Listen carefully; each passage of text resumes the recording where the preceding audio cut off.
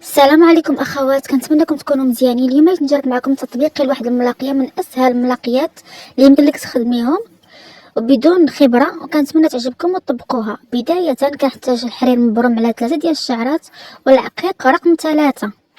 عندي نوعين ديال العقيق، بيرلا اللي هو في الذهبي، والزمرد اللي هو عندي جوج الالوان غادي نخدم بهم، الاحمر والاخضر.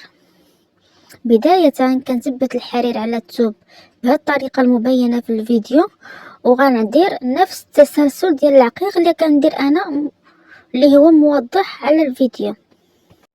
بهذه الطريقة كندير 5 د العقيقات بهذا التسلسل الموضح في الفيديو، كندير غرزة في الثوب وكنرجع في 5 ديال العقيقات. بهذه الطريقة كنخلي واحد المسافة ديال نصف سنتيم تقريبا، يعني بحجم ديال القدرة ديال العقيقات، وكندير غرزة وكندير العقيق بهذا التسلسل باش غنحصل على الزواقة المطلوبة بتقنية سهلة.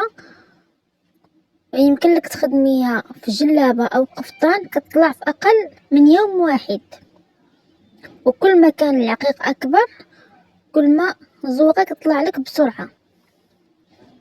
كنبقى ماشيه بنفس الطريقه، كنخلي نصف سنتيم او اقل اذا كان الحجم ديال العقيق اقل، وكنطبق نفس التسلسل ديال العقيق اللي كاين او مبين في الفيديو، وكنبقى ماشيه بنفس الطريقه حتى كنكمل الزواقه.